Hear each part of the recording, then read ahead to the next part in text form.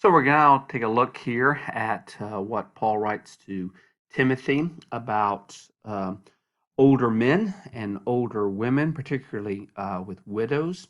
And so we'll try to get through First Timothy chapter 5, verses 1 through 16. So first of all, I'll just go ahead and read the passage and then make a couple of comments. So in First Timothy 5, verses 1 and 2, do not rebuke an older man harshly, but exhort him as if he were your father. Treat younger men as brothers, older women as mothers, and younger women as sisters with absolute purity. A couple of things here to note about this. So what Paul is doing is he is his command is directed towards Timothy. It's more likely that it's really kind of intended as an overall plan or exhortation for church order. So it's not so much that um, this is just a warning to Timothy and about how he treats older men and younger men, but this is really about how those within the church are to be treating one another. So no one in the church is supposed to be rebuking an older man.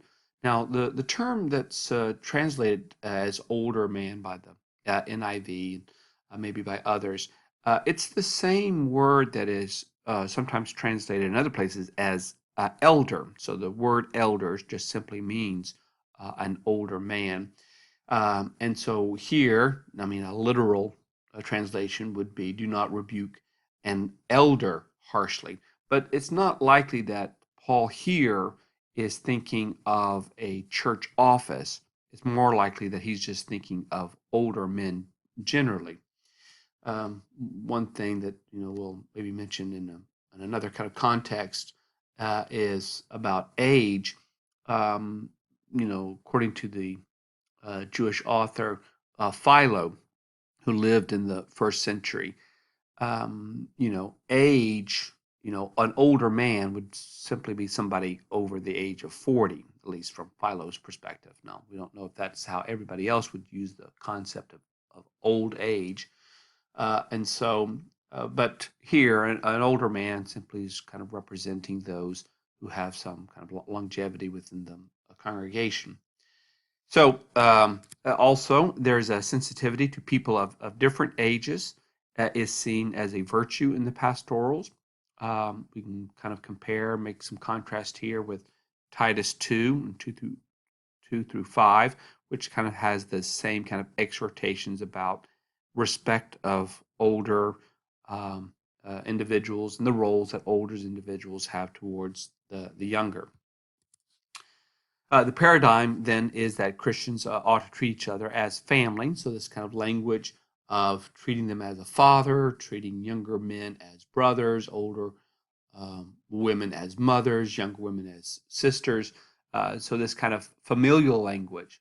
So seeing the church kind of as a pseudo family situation, or seeing them, in this kind of family kind of terminology. It kind of as well helps to emphasize identity. So usually in the ancient world, as very oftentimes even today, people identify themselves in connection to their family unit.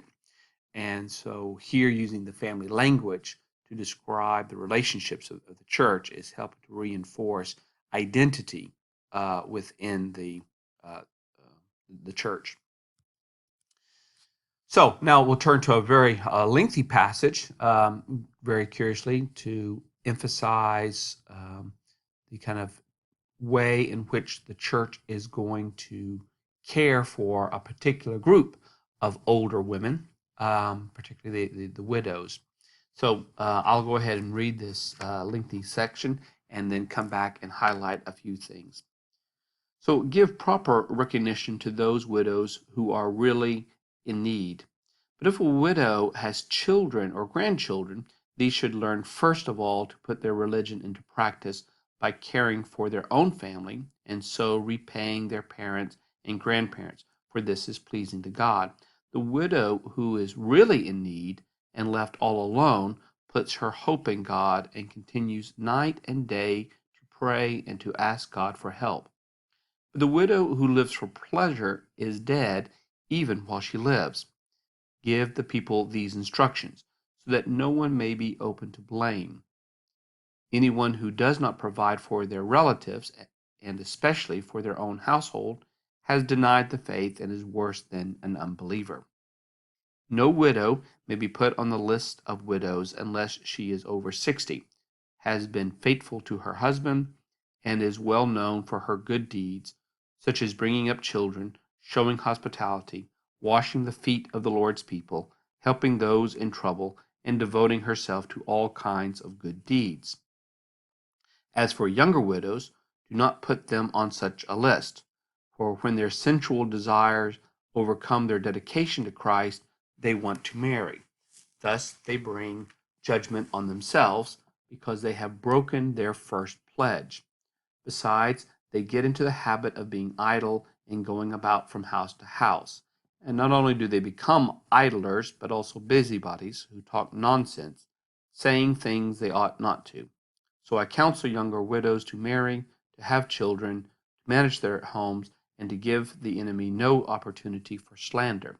Some have in fact already turned away to follow Satan.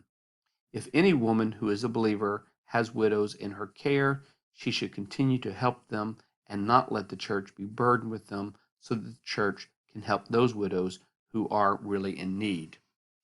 So this very lengthy information about the treatment of widows stands unique within the New Testament. It's not that there are not other informations about widows in the life of the early church. Of course, a very important passage is in Acts chapter 6, when as the church is growing, they find themselves having attracted a number of Greek-speaking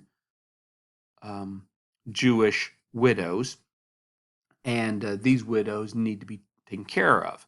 And while there are Aramaic speaking Jewish widows who are being looked after by the apostles, in other words, bread is bought or other food essentials is bought, those who are speaking Greek were getting overlooked. And so a complaint arose by those who were in the Greek speaking Jewish community about this oversight, this negligence. And so the apostles then charge certain men who are Greek speaking Jews to help in the raising of um, the food, gathering the food. After money is raised and given to them, that they go and purchase the provisions to take care of widows. So that's an important kind of insight in terms of how widows were being taken care of in the early days of the church. And so here again, in a situation like in Ephesus, the taking care of widows is an important aspect, important calling for the church. So a couple of things about these instructions. Um, One is about which widows should the church financially support. What they shouldn't support are those who already have children or grandchildren who could take care of them. So this is emphasized in verses 4 and 7 and 8, because really a godly disciple should care for their family. So these are principles that are at play. Certainly it doesn't imagine every scenario, every situation, but these are general principles that should be followed. A good disciple should always be responsible for their family, whether it's their aging parents or their children, spouse. They should be taking care of them. And the other idea is that parental neglect is really quite shameful. Verses 7 and 8, give the people these instructions so that no one may be open to blame. So this concept of blame, remember that an elder is someone who wants to fill that role is supposed to be blameless. Well, the concept of being blameless is this idea of having no public charge against them. And so, if a believer is neglecting their parents, there would be this public um, shame that they would be exposed to. In other words, non believers would look negatively upon the believer for doing something that all non-believers know to be a good thing, a appropriate thing.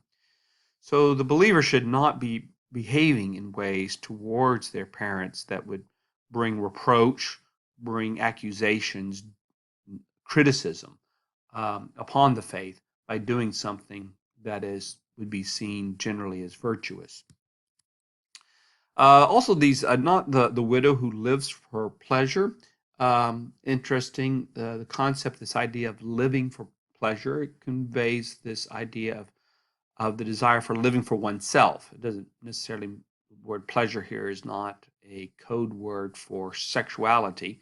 Not that the widow is just living for sexual pleasures, but lives for their own desires, lives for their out of their own interests. And the church should not be supporting a woman who's only interested in themselves, taking care of themselves. They don't have an interest in being helpful or supportive of others. They want to take advantage of the church's, financial abilities, just so that they don't have to do anything that would be self-responsible. Also, you don't want to have anyone who is behaving immorally. Um, so, um, verse 9 is interesting because it says, "No woman may be put on the list," and unless she is over 60. Now, that's kind of interesting, this mark of 60. So, in Paul's mind, that a woman who is under the 60 could still marry, could still, um, find a husband and have a home. So, I mean, these are, some assumptions about women that kind of reflect the period of the time. But it also has been faithful to her husband. Now, that's the way the NIV renders this language here in verse 2. In the Greek, it's actually the same kind of construction that we find when talking about deacons. That back in uh, 1 Timothy 3, when he describes the qualifications for deacons and for the overseer, they are supposed to be a one woman man. That's the literal reading, which then interpreters translate in different ways. Well, here the widow is to be a one man woman. And so, of course, what does it mean to be a one man woman? Well, it certainly can't mean that she's married to only one man, because being a widow means her husband is deceased. Some have understood that being a one man woman means that she's only been married once in her life. She's not had multiple husbands. But that seems unlikely, since Paul is actually encouraging younger widows to go ahead and marry. So why would Paul think that it's wrong in some way for a widow to have been married to more than one man? So the NIV and maybe some other translations as well kind of renders this idea of faithfulness. In other words, sexual faithfulness to their husband. So you don't want to have a woman on the list, in other words, being taken care of, who has had a reputation, who has been known to have been sexually unfaithful um, uh, to her husband. So that would give an appearance of the church kind of supportive of a behavior that would be considered shameful within society. So again, what you are communicating to the community is something that the community would find is not supportive of the good within society. Also, there seems to be this idea that um, she should be somebody who is known to, assuming again, I mean, since they're widows, that she had she may have had a family, not just a husband, and that she behaved in the ways that it generally was expected of women at the time. And not only that she brought up her children, as a good mother, but that she also has some of these kind of virtues that are particularly strong, not only within culture but also within the church, and that is showing hospitality. Hospitality means opening up one's home, taking care of people in their home. It doesn't mean just providing a meal in the house, but it is a little bit larger than that. It is really caring for the need of the stranger. Washing the feet of the Lord's people. So feet washing, it was an important role within society, oftentimes carried out by a servant within in the household, a slave within the household. But people don't have, a slave or a servant. Women oftentimes carried out these roles. Men could sometimes carry out these roles, but typically it was a way of showing hospitality, since feet are exposed, covered feet, and long distances, people walking in dirt. And so if you're eating, reclining to eat, um, your feet may actually be very near the face of somebody else. So while you're eating, so you want to wash people's feet. So, but the reputation that this woman has is one that she's been doing good. She's helping people who are in trouble. She tries to do the general good within society. So, some other things. Which widow should also the church support? Well, as I said in verse 90, she's no one under 60. So, making some assumptions there about what women under 60s could still do for themselves. They're still able to do for themselves. Um, Women under 60s, they said, are led by their passions to marry. And so, in verse 11, um, these desires that they have overcome their dedication to Christ. Now, this is another one that we may want to come back and look to what it means to, especially in verse 12, to break their pledge. I have a special slide just on that, so I'll leave that for the moment. But trying to understand how this desire to marry may somehow or another affect their dedication to Christ. There are different interpretations about what this means. To me, the one that makes the most sense, and I would encourage you to look at your reading in Towner on this particular topic, is that widows who desire to marry may end up marrying non believers.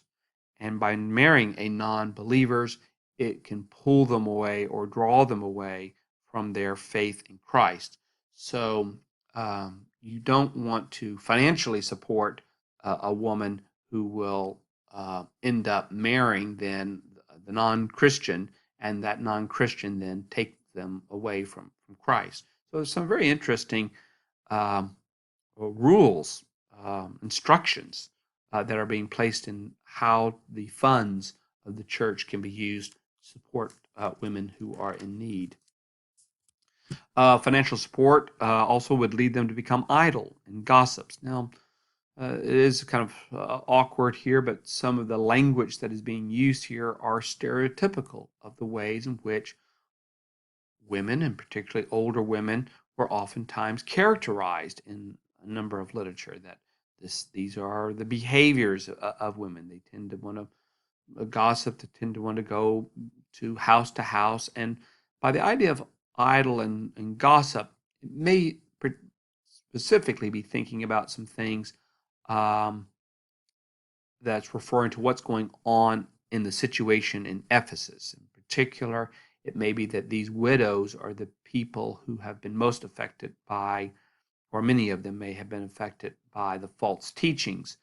And they are taking this false teachings and they are sharing that false teachings. They're going house to house, and it's kind of upsetting, or it is affecting the cohesion of the church, because these widows are behaving in this particular way, and that may be the thing that he wants to stop. Or maybe it could be gossip that is seen as somehow or another this malicious talk to undercut different individuals, and so again trying to stop that. Idleness is seen as um, uh, a vice, It's seen as something that's not helpful, again, in terms of the society, seeing a woman who's supported by the church, who basically just lives for herself, who does nothing for anybody else, who basically bothers other individuals. That's not seen as in the public good. Marriage is certainly still an option for somebody under 60, at least according to Paul. And so this may reflect, again, certain values of a certain class of people.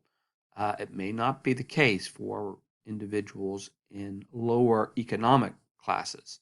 So this kind of reflects an ethic that may have been shared by people who lived in the part of society that had households, that had servants. So wealthier, a wealthier group of Christians may have shared this type of ethic. And also, in verse 16, if any woman, again, Christian woman who's a believer, has a woman in her house, if she's capable of helping, then she ought to as well. So in other words, the whole section is really focused on the church helping those who are women, who again help perpetuate the general ethics or ideals of the church, of the Christian community. So I do want to swing back around here and come to that verse 12 in just a minute. But the overall idea is that widows are those who has no one else who will care for them, who put their hope in God. That's the kind of woman that the church should be helping. So come back to verse 12. So this language of because they have broken their first pledge. So again, that's how it's rendered in the NIV, maybe slightly different in some of other translations. So basically, there are three interpretations of this word pledge. The word pledge, the Greek word that's used here is pistis, which happens to be also the word for faith. So a couple of things. Some have seen it as a pledge to widowhood, so that when they get on this list, they pledge themselves, they take a vow, as it were, to stay a widow. But because, they desire marriage, they've made this pledge, but their desire for marriage then has them reneging on that pledge. So some see it that way. So the concern then is that the widow made this promise to be available for Christian service or promise not to remarry. But because their desire for marriage was so strong, they now have voided that. So if you're putting somebody who's under 60, marriage is still something that they might strive for. It's not that we know lots of people today who are over 60 who still desire to marry. But so these are just kind of some general characteristics, that general stereotypes that are being sketched out here. The other is that it has to do with being faithfulness to her husband, that somehow because if she remarries, she's somehow another becoming unfaithful to her husband. That's what her pledge was. So she's now a widow, but she basically made a pledge never to marry. Now, we do have some indications in ancient literature that the idea of having, once you are married, even after your spouse has died, that in one sense they remain your spouse. So there is support for this idea of staying faithful by not remarrying. But as we've already kind of noted, both in 1 Timothy and in 1 Corinthians, Paul doesn't seem to have a problem with people remarrying. He may have had a preference that they don't marry. He may have seen that the Christians are in a particular time in which they shouldn't have these distractions that come with marriage. But Paul didn't see it as being immoral. So the concern basically is that the first marriage obligations are still binding, even though her husband is dead. But again, I don't think that's how Paul, I think that interpretation of this expression does not seem to be very convincing to me. And then this idea of being faith in Christ. They put their faith in Christ. And here, the concern is that by marrying a non-believer, the widow ends up adopting her new husband's religion.